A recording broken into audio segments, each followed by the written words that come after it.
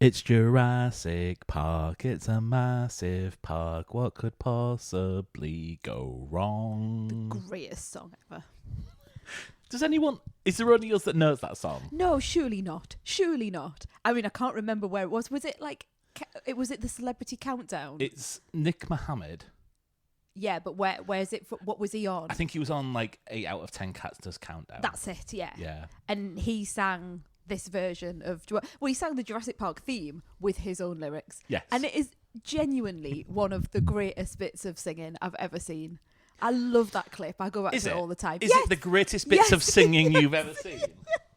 Hey, look, I don't do comedy, as you know, but that made me laugh. I think Nick Mohammed generally makes me laugh a lot. I really like his comedy. I like the character that he has, Mr. Something. I mean, obviously, I'm showing off how much I know about Nick Mohammed, but it's like Mr. Something. It's got a.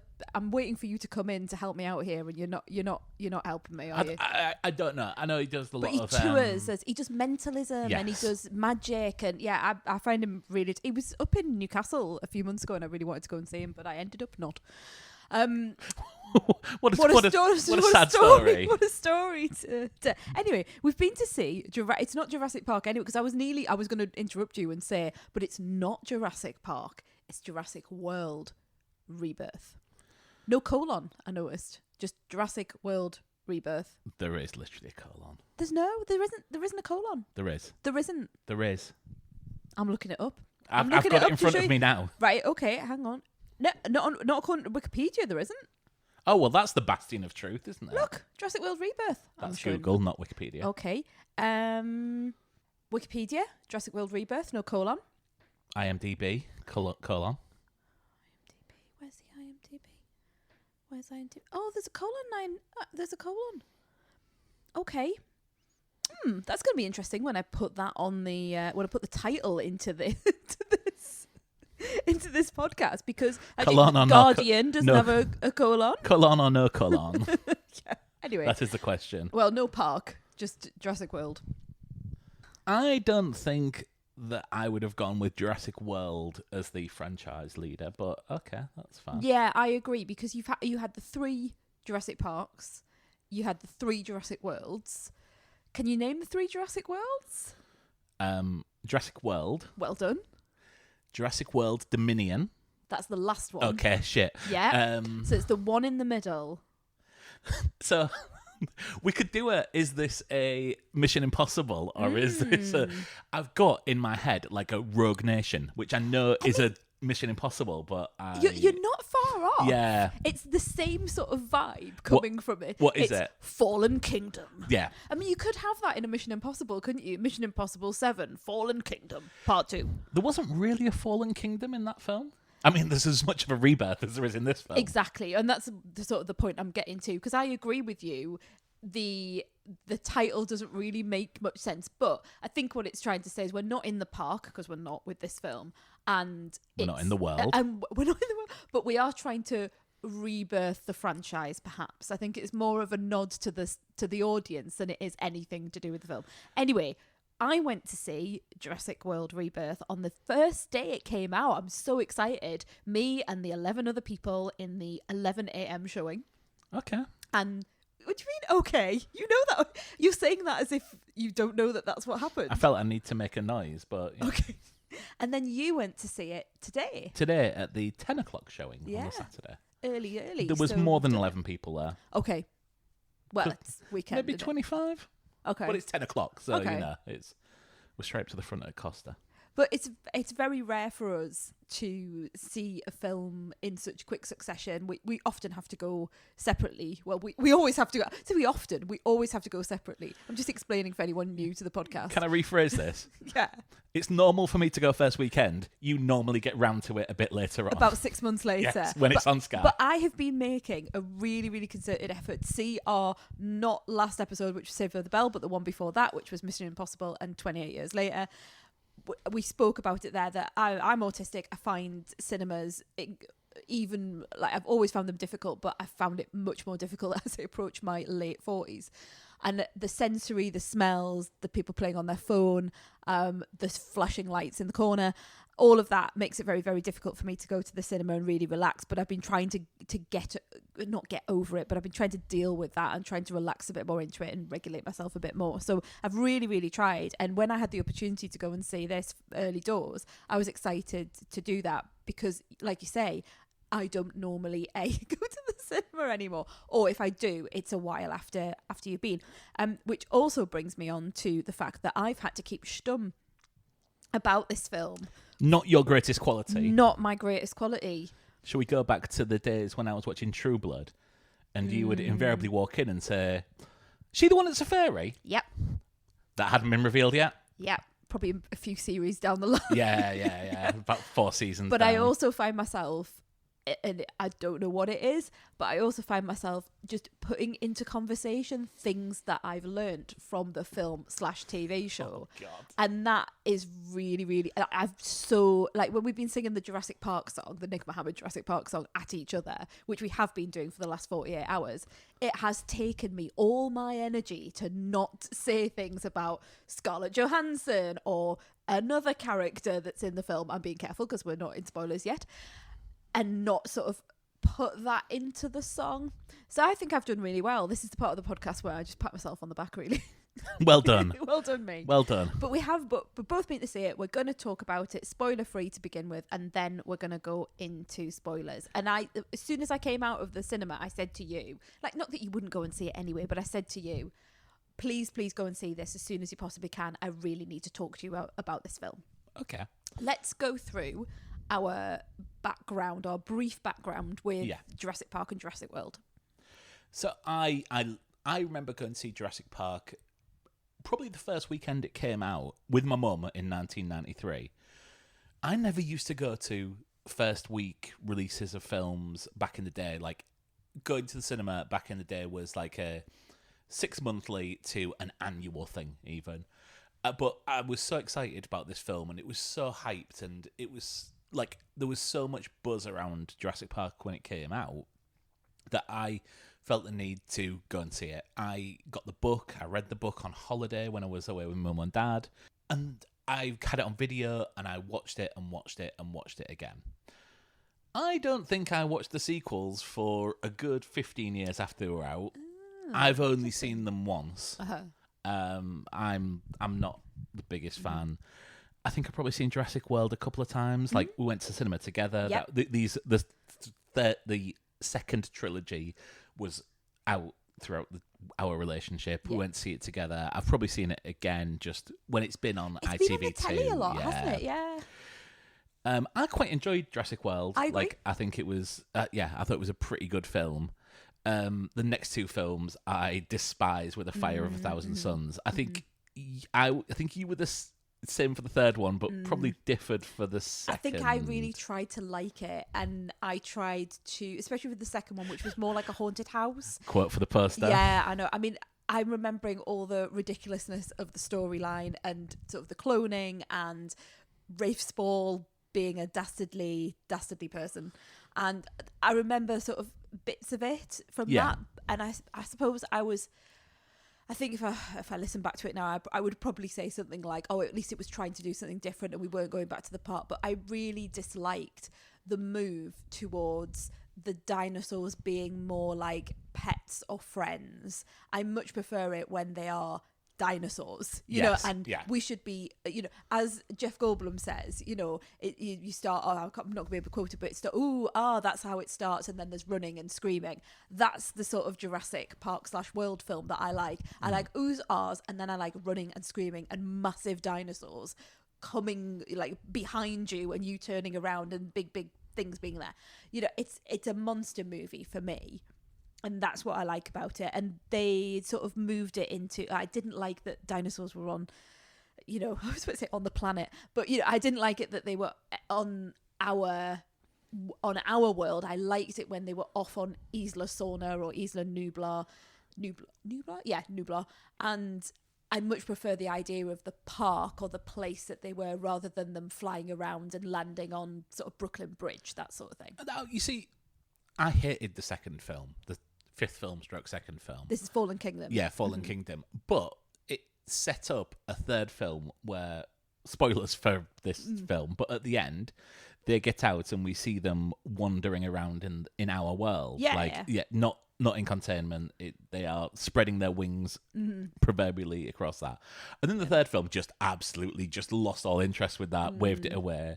There were some interesting things, like the idea of the of dinosaurs being like on the black market, that you know that they were being sold for like medicinal purposes. There's some interesting ideas there. It's not what I go into but a Jurassic not Park film exactly. for. Yeah, exactly. And I hated the idea of like the velociraptors having like those little sight things on their head and being, didn't they have like a racehorse in blinkers? Yeah. It was just, and didn't they have sort of like I want to say like lasers and things like that on them, but maybe not. I think that's a meme, like velociraptors with lasers. I don't know. Like I say, I know Toby Jones. I know Little Girl who's that's been Fallen cloned. Kingdom. Yeah. That's all I can. You can't remember Dominion. Oh, I remember it was just. Oh, is that the third one? Yeah, Dominion's the third one. That's like, there's a big scene on the ice in Dominion. That was a really good. Yeah, but that's all I'm thinking of is there's a dinosaur on some ice, right? Okay, yeah, and all the original cast. That's a bad thing to forget, isn't it? All the original cast come back in Dominion as well at the end, and I think we also had a problem with that, didn't we? Because it was that whole nostalgia thing that sometimes works and sometimes doesn't, and I don't think it works in that. Yeah. So going into this film, what were your thoughts on it? Going into this film? Yeah, going into this film, were you excited about it, or were you thinking... I'm always excited to give a go to a Jurassic World Park film. I was most shocked at Scarlett Johansson being in this, because this doesn't feel like she's in the stage of her career where she would be going into the 7th film of a franchise. My feeling around Scarlett Johansson is that she's probably made shitloads of cash from the Marvel films and can now spend a bit of time just doing her one for me run. And I've got absolutely no problem with her being in it, but I was surprised to see an actress of her of her quality being advertised front and center in this film.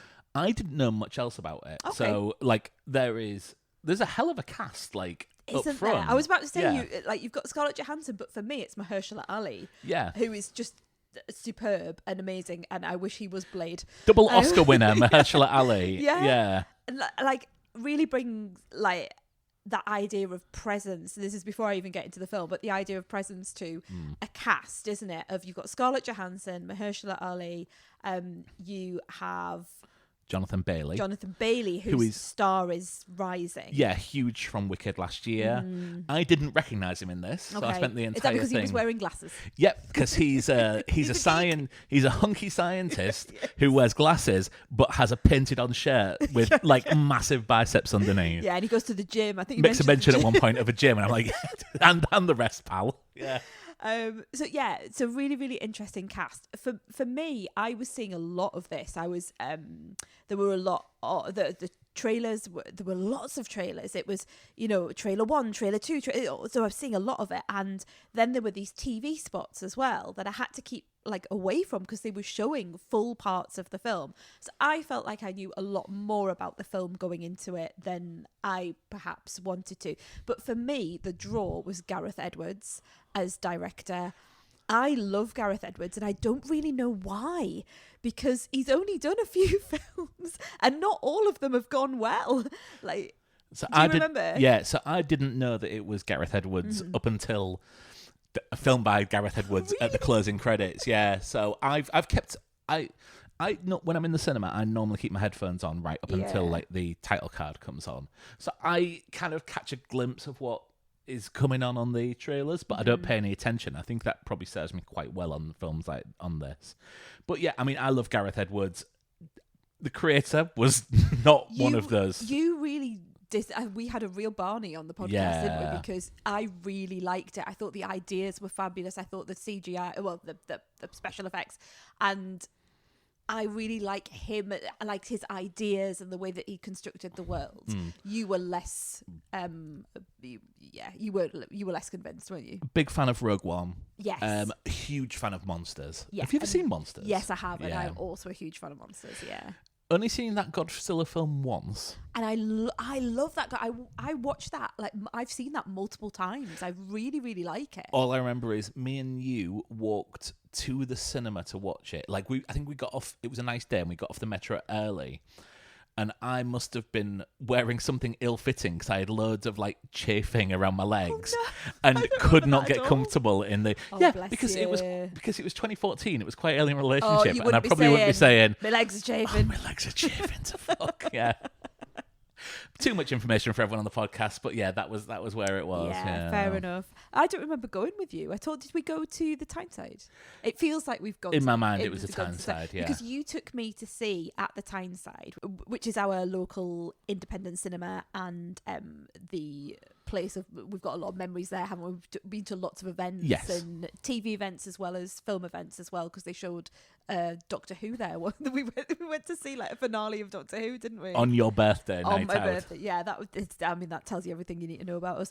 So I think we would have gone there to see Godzilla because you took me to see the original Godzilla. Yeah, the 1964, 54 Gojira film. Yeah, which I really loved, and you were nervous about because it was sort of like you were taking me to see this really old black and white movie on a date. And thankfully, I loved it. Yes, it was very good. Yes, you did very well. Thank you. I'll take that gold star and run with it. Where were we? What were we talking about? Gareth Edwards. Yeah. I was excited for Gareth Edwards because, again, wouldn't have expected him to do a franchise film, particularly after, obviously, things didn't go particularly well for him with Rogue One. There was all sorts of stuff happened there, didn't it? Yeah. And I don't know the detail of the history, but I just always remember people going Rogue One. But I like Rogue One, and particularly once I've seen Andor, and I watched a little bit of Rogue One the other day after seeing Andor, and really, really it just stood up for me. Anyway, so Gareth Edwards is someone who I thought this is going to be really interesting to see what he does with a Jurassic Park / World film, with all of his sensibilities, with his special effects, and with the fact that he isn't your typical director for hire. It's going to come in and just do right, here we go again, I'm going to do this, I'm going to do that. So I was excited for that, but I was seeing too much of it, and I was worried going in. I was like, why are they pushing this so much? Why are they showing these TVs, these long clips of them? Why are we getting 3-4 I'm seeing too much, and it feels a little bit like, you need to go and see this film. Please go and see this film. This film's really good, It just felt a bit like kind of marketing, huh? Yeah, I know, but you know how you get a sense sometimes of desperation? Yeah. That's how it felt. Okay. So we're going to go into our review. This feels like a good time to go into our review now. It's going to be spoiler free, but once we are going to do spoilers, because I think we had a chat in the kitchen. Yeah. We were like, shall we do some spoilers? It was like, yeah, we'll do some spoilers because I think it deserves it.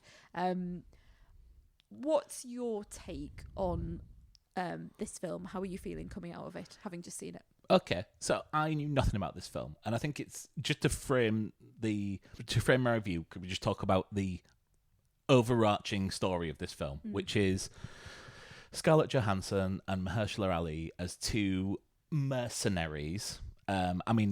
How Oscar-nominated and Oscar-winning actors can act getting a shit ton of money to do something they didn't necessarily want to do in this film, I'm not entirely sure.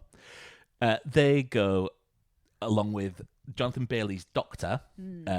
He's the Alan Grant. He's Alan Grant, yeah. Along with Rupert Friend's evil pharmaceutical corporation to get samples from dinosaurs for medicine. Because at this point in time, the dinosaurs that are why do I always keep saying on Earth, because they are on Earth, but the dinosaurs that have come away from the islands that are now on land with us in the tourist spots. And are either they're dying or they're sort of going towards the equator, something like that. Have I got that right? So they excel in an area of land around the equator, but if they get far away from that, they struggle and die. So we're kind of moving away from this idea of Jurassic World that it's going into the populated areas, and now we have to be scared of them. Yeah, we're not scared of them anymore. Seems to be this new thing. So my thoughts on this film. You know when a film loses you quite early? This film starts with a 17 years ago, and I'm like going, so that's 2008. Cut to a lab with green screens and things. I'm like, this is 2008. Everyone had TFT monitors in this day. What's going on? There is a ludicrous, everything's gone to shit because of the most ludicrous reason possible.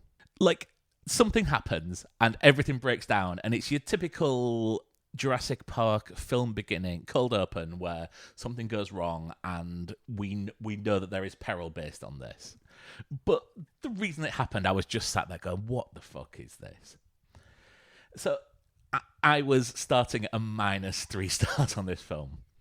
This film charmed the fuck out of me. You are joking.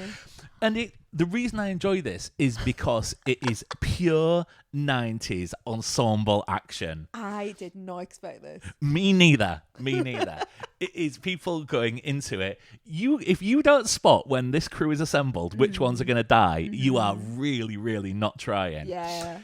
And however, like, I found the way that, because crew does get offed, as always happens in Jurassic Park films. There are always casualties. I found a lot of the ways that they went really entertaining. I think, and that comes down to Gareth Edwards' direction, because the framing and the blocking of things that happen in this film is just, the suspense is brilliant.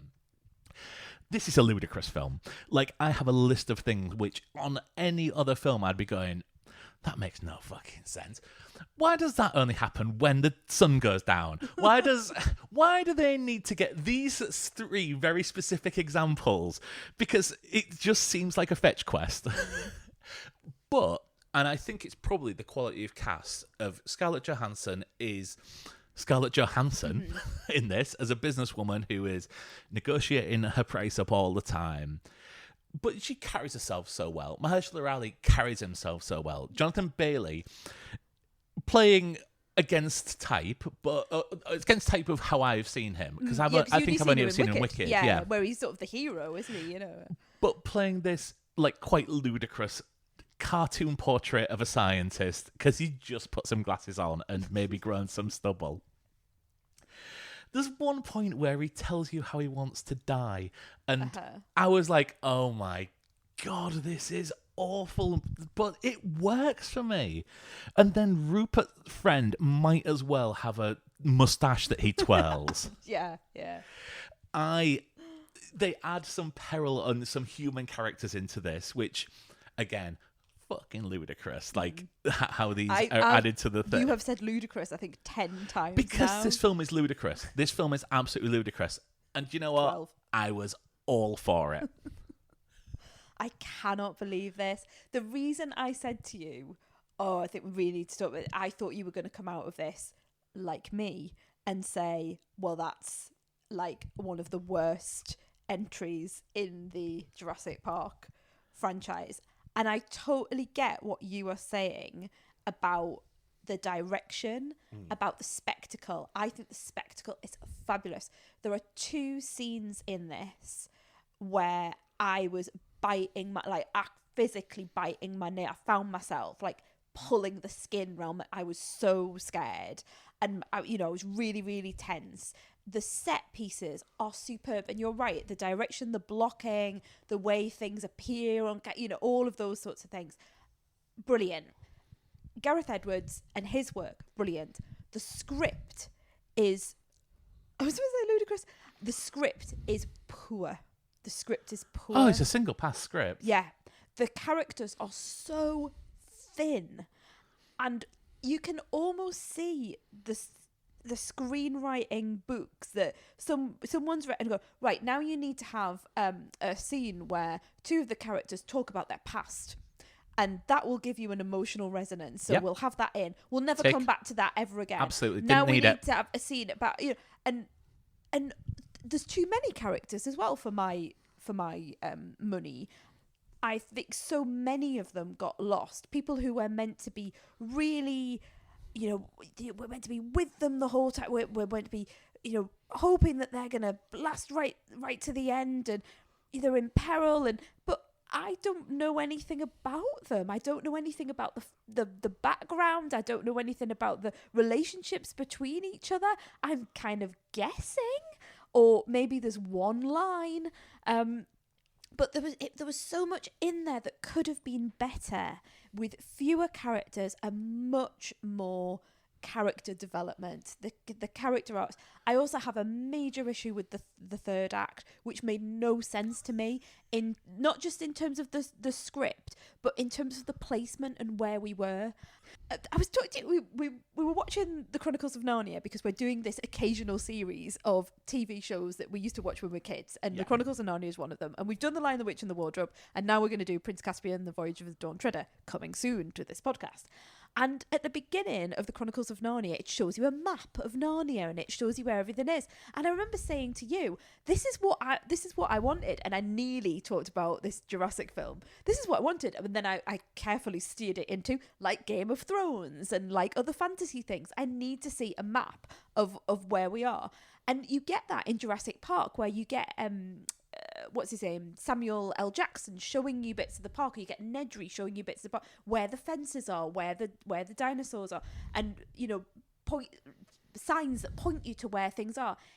On this island, which I did not like the look of, I thought it was very, very different. It was a really different look to the other Jurassic films that we've seen. On this island, I had no sense of where anything was, and when people appear in certain places, I just couldn't quite work out how that was. And particularly in the third act, they're in part of the park, but there's lots of elements to it, and I couldn't understand for the life of me how that person was over there, but then they were over here, how that dinosaur was there. It seemed like it had been really, really edited to death, and I lost all of the action in that part.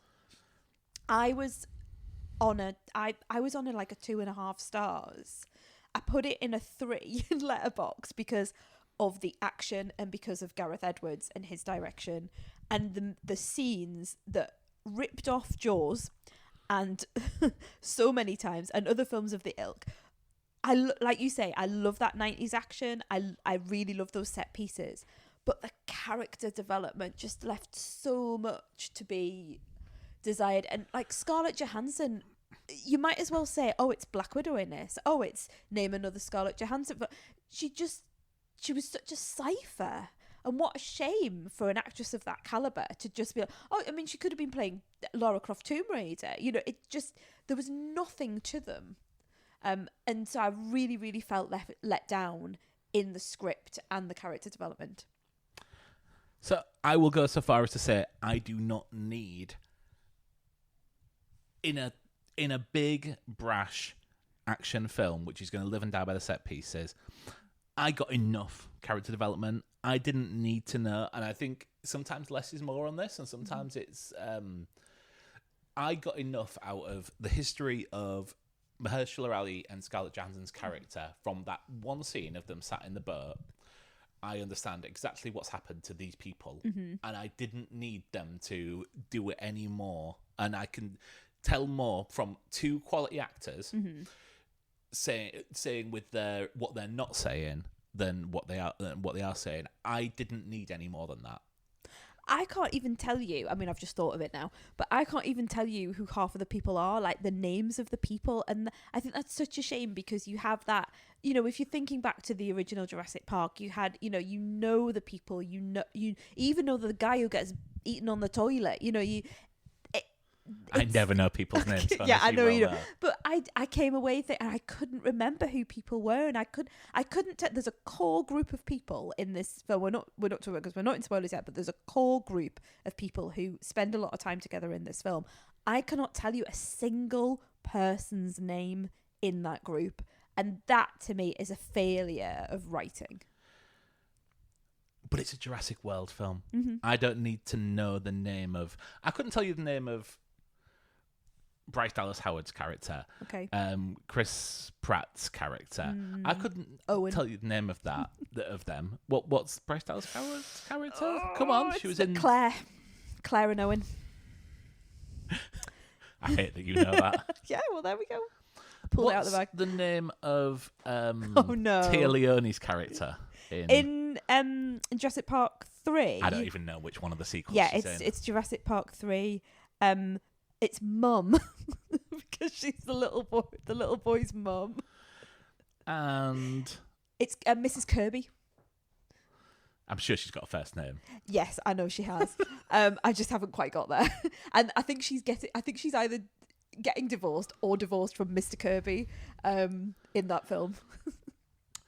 Yeah, I'm fine, and I think I would go so far as to say I completely disagree with your thing that these characters need to be better written.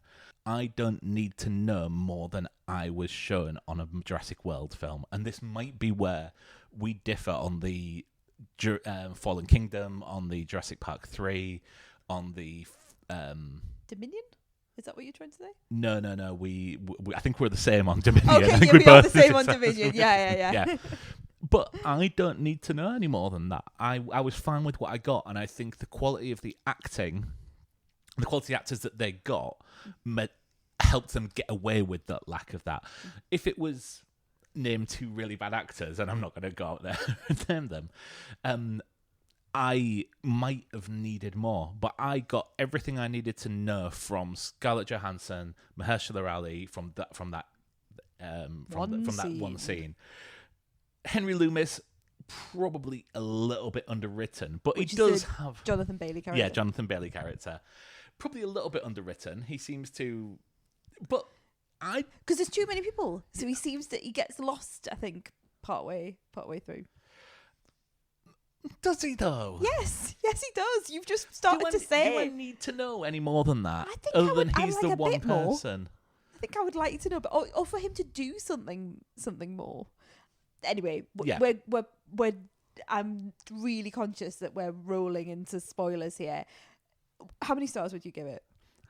On Letterboxd, I give it 4 stars. Wow. I am the only person that I have seen from anyone I am following on Jurassic on their Letterboxd who has given it reached the big 4 stars. Wow. And that's fine. Yeah, that is fine. We're all entitled to our opinion. Yeah. Even if it's wrong. What did you give it? I give it a 3, but I was teetering around 2.5, but it felt mean. We definitely normally come up the other way on these things, don't we? We do, so yeah. That's I'm really interesting. Really surprised. Okay, we are going to head into Isla Nublar and go into spoiler territory. Yeah, if you're leaving us here, thank you. Thank you for listening. Like, I would say, seriously, check it out because. Oh, definitely. I'm agreeing with you. Check it out. Check it. No, I really do. I think, like I say, I think it's shit, itself, but you need to check it No, out. That's essentially what you said to me No, as well. No. The script needs work. The film, like the film quality of film and the spectacle is brilliant. It's a proper, when we were talking about a dinosaur movie, it's a dinosaur movie. But I wanted more from the script. I wanted a dinosaur movie, and I got a dinosaur movie. Excellent. We're heading into spoilers. Thank you very much if you're leaving us here. I don't want to rehearse in spoilers this argument that we're having about script and spectacle. Yeah. What I'd really like to know is your opinion on the mutated dinosaurs, because that was something that I really felt was not needed, and it lost me at that point in that Act 3 with the big D-Rex, and every now and again you saw these mutated velociraptors. I think they were meant to have like wings. I just didn't need it, and I felt that the D-Rex just completely took me out of the film because it looked like something from Monsters or from an Alien film. It looked very Geiger-esque. One of my notes is, do you think Gareth Edwards has seen Alien? Yes. Yeah, he loves We're Alien. Crawling through tunnels, yeah. and then all of a sudden there is the D-Rex comes along with its big sort of globe-shaped head, and it is. All I wanted was a tongue to come out with a little snappy thing on it. You're totally right. Yeah. So what's your opinion on it? Did you like it? Because you seem to be. You're much better on this film than I am. So by that point, I'm pot committed, and would I preferred like a standard dinosaur, like a out the box dinosaur, off the rack dinosaur, probably, but it didn't spoil the film for me. what spoiled the film for me almost was this gas station where the electricity only comes on at sundown for reasons that's never done. What nearly spoiled the film for me was we need to get one from sea, one from the air, and one from land. This is what I mean about the script. Why? Don't know. Just does. Yeah. Why not? Why not? And actually, I quite liked the fact that it gave it a bit of structure because you knew what was coming. But when they did the one from the air, it felt so Tomb Raider to me. I felt like I was back in the 90s with my Tomb Raider. I wouldn't say cassette. What did I have the CD? Probably. It will have been on CD. It would be on CD. But I felt I was playing Lara Croft Tomb Raider. Yeah, and it took me back to that, and also, I mean, but it's a hell of a set piece. It gave me a lot of indie vibes, which I really liked. It gave me like National Treasure, which I really liked. I love the Jaws-esque scenes. I loved, although I think we can. There's a balance, isn't there, of nostalgia and new, and I felt that it reflected back those better films to an extent where I started thinking, I think I'd prefer to be watching those films than this. I think it went over the line for me in there's script references, there's visual nods, there's words that I don't think these characters would use, but are words that are used in other films. I didn't pick up on that, to be perfectly honest. I thought the scenes at sea I really enjoyed. Mm-hmm. Absolutely. The scenes on land. Mm-hmm. So I'll be honest. I think that's for someone who is such a visual effects merchant, such as Gareth Edwards. I thought the scene with what were the really big dinosaurs, the tetradons or whatever it is. Oh, I would say like the Gigantosauruses, but it's not. I thought they might have been in with a B.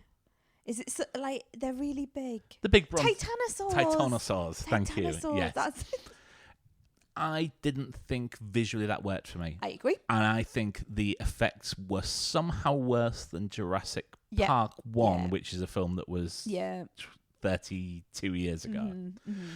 Other than that, I'd never blinked once at the design was sometimes a miss, like you mentioned, but I think the visuals on this were beautiful. I think the less you saw, it's like Jaws. Yeah. The less you saw, the better it was. So the most I saw in the water, that was, that rather than it. I mean, I knew it came out and did a couple of flips every now and again, but rather than it just being a great big head with big jaws in it, I really loved the idea of it being under the boat. And I mean, again, it's Jaws. And the way that the Spinosaurs, the fins of the Spinosaurs and how they're, Spinosaurs is an awful name for a dinosaur, by the way. Well, they come from Jurassic Park 3, Spinosaurus, it might be.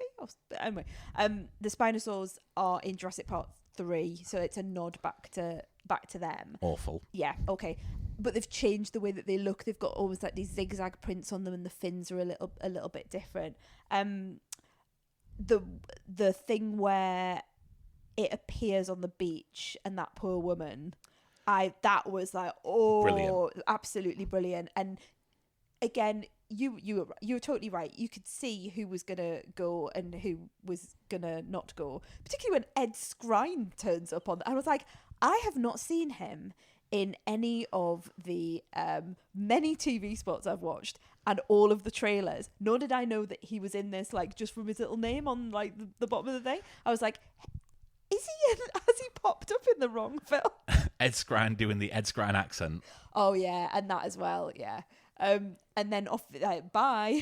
Yeah. He disappeared pretty quickly. But the other thing, I wished some of the other characters disappeared as well. Like, I would have liked to have seen, someone from the family die. I know that sounds awful, but it just felt like there was just so much plot armor around them. Like, oh, well, no one from this lovely family can die. I have never wanted a character to die from an introductory scene as I did with Xavier when he's like, oh, I'm a bit tired. Yeah. I'm just gonna.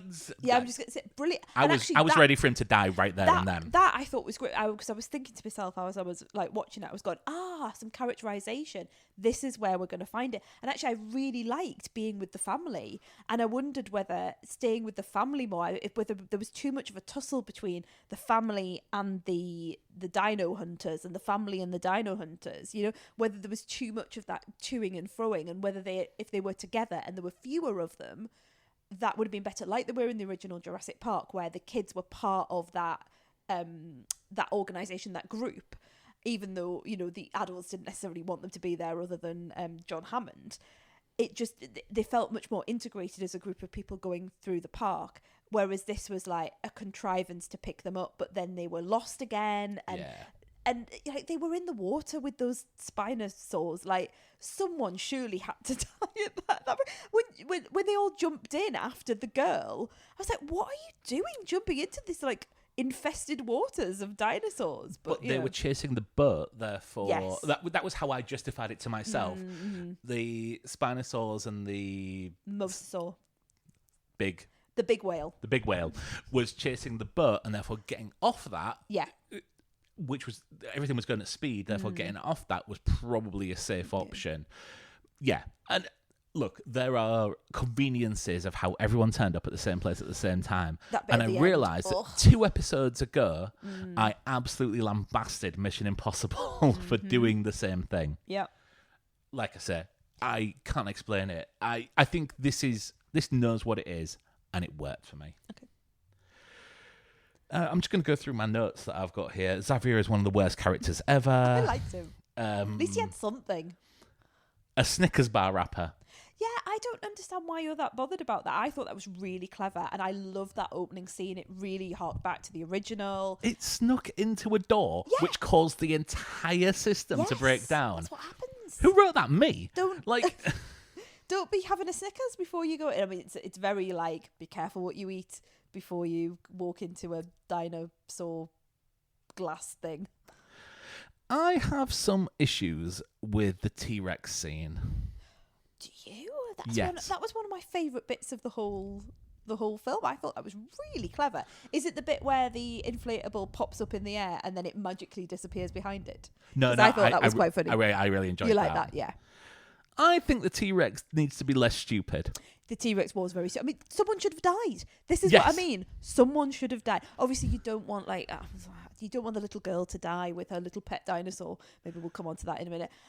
You know, maybe the dad, and then the kids have to because he was limping. He had a bad leg. Come on. He had a bad leg when he remembered. When he remembered, he had a bad leg. I can't use my leg. I'm going to walk Suddenly for a little my bit. leg And is then broken. suddenly, now I've got a stick. Phew, I'm fine now. I'm Yeah. fine now. Yeah. Like, maybe he should have gone at that point. Maybe Xavier should have saved the girls, and he should. I'm happy for Xavier just to die. At any point. I really loved that scene where she was underneath the raft and the jaws were coming down. I thought that was, and very reminiscent of the original with the car. Yeah. I just think that I think the T-Rex being jobbed out like that.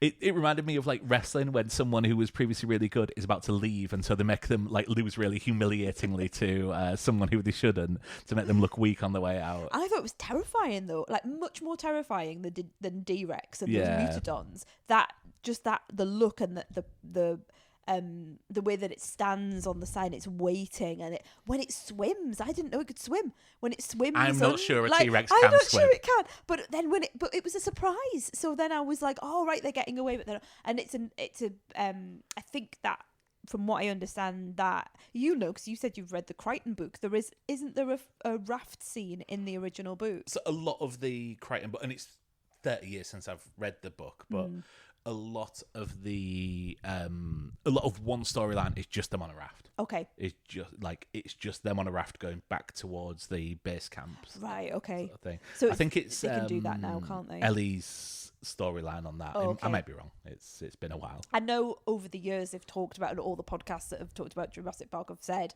it was sketched out, but they couldn't do it because it cost too much, or the visual effects. But now we can do it. I really liked it.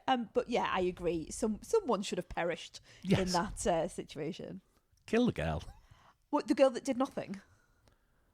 The Either of teenage them. girl. Either of them. Oh, you can't. I mean, you can't have the little one. That's too much. That's too far, even for me. What about the little dinosaur? The little dinosaur pet. Are you going to be buying that in your McDonald's soon? It's just perfect, like in your Mackie D's in the little kids thing. I thought it was going to go somewhere. Yeah, It didn't. It didn't. Of course, it didn't. I mean, if it's in her bag going back, Yeah.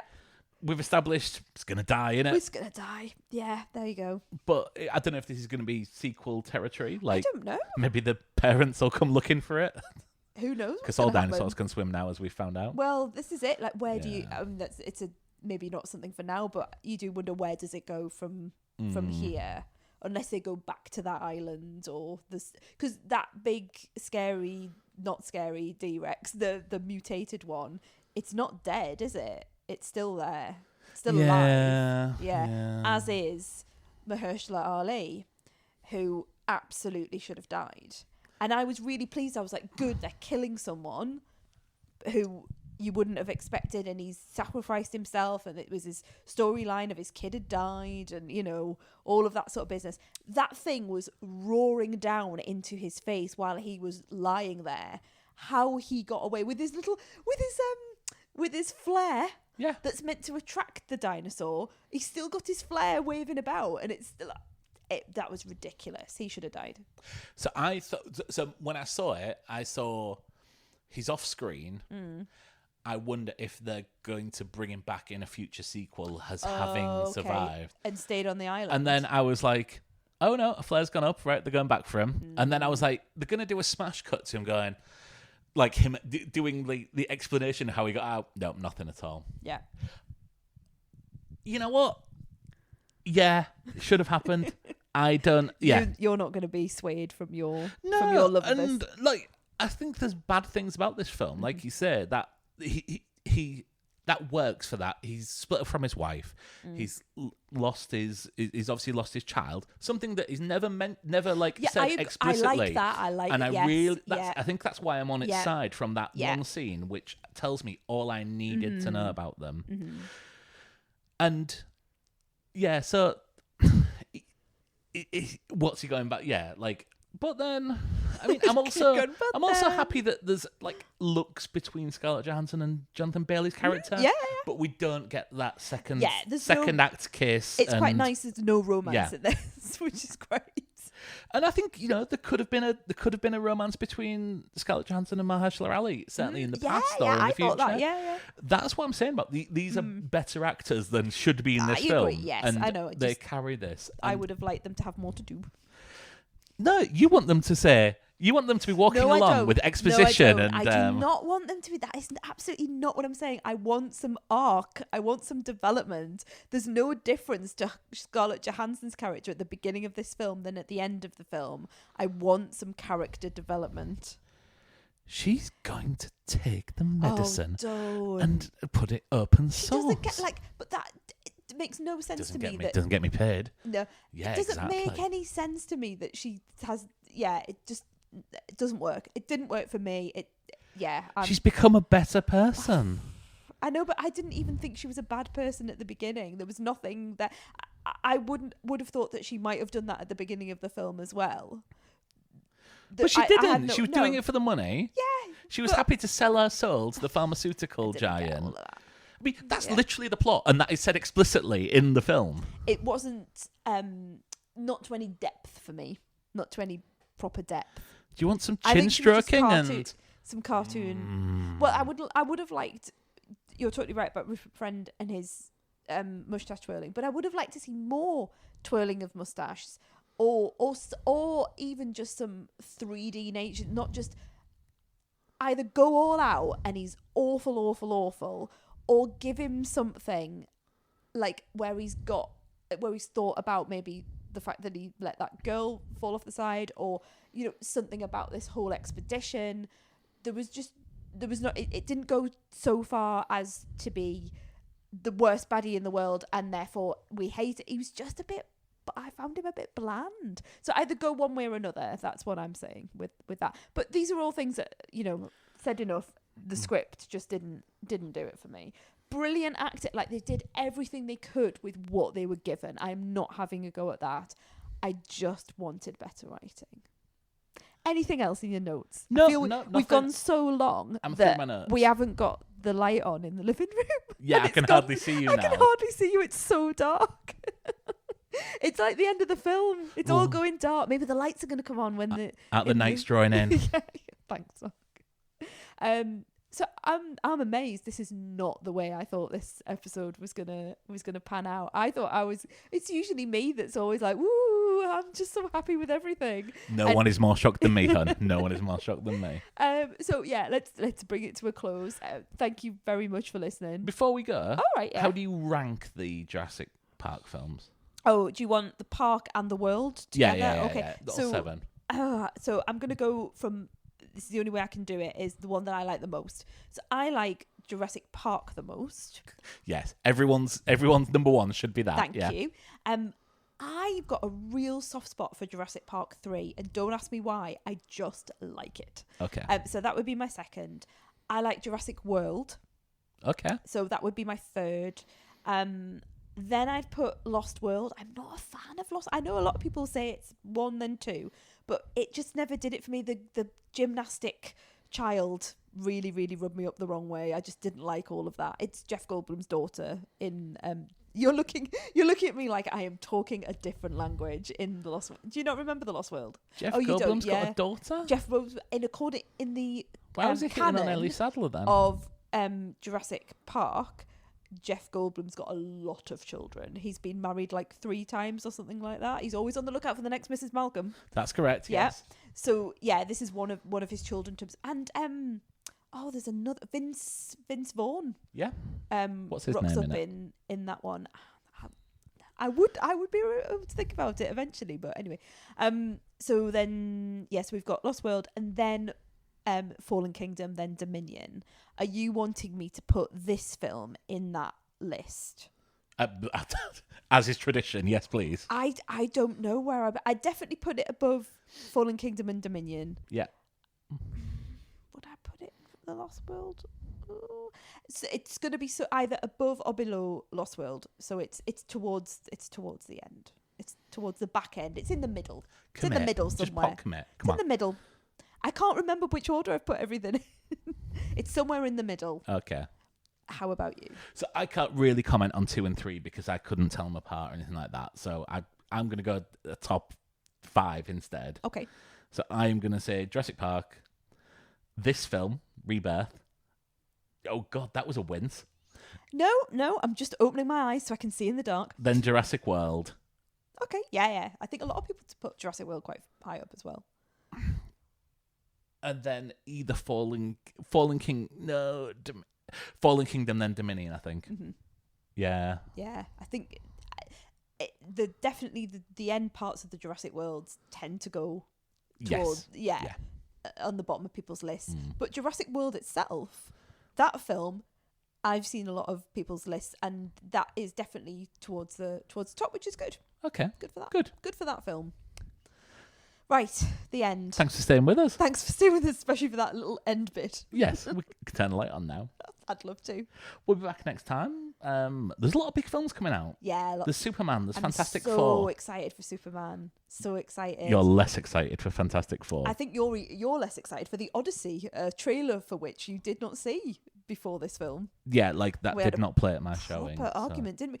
Because I saw it. It's Christopher Nolan. It's coming out in July. It's got Tom Holland. It's got the Punisher in it, and it was specifically shown before Jurassic World. It has been leaked online. People have been recording it and putting it online. It has been leaked, but it was specifically shown at the cinema. And I was like, "Oh, it's amazing! You saw the." You were like, "No, I didn't see it." You have, and we went through every single trailer that you and I saw at this film. And you said that the Odyssey wasn't shown, and I'm not sure whether that's. I'm still not sure. You with your little headphones in, not watching. But then you said that you saw some of the stills from it and said, "Nope, I've never seen that." I genuinely don't think. Right. I have no recollection of. You know when sometimes you see a trailer and you're like, yeah. Sorry, I remember that because of that. Yeah.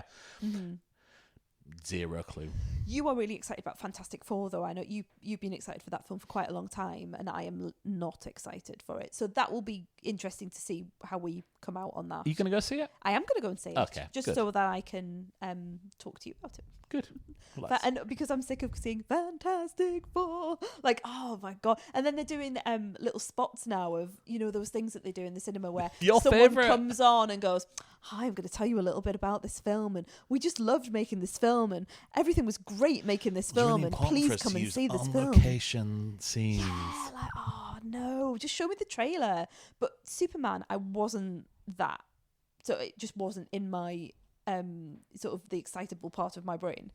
And then James Gunn obviously got involved. Like, I like the work of James Gunn, but I've seen a couple of trailers now for Superman, and I don't know whether it's the music, the original Superman music, that stirs something in my brain.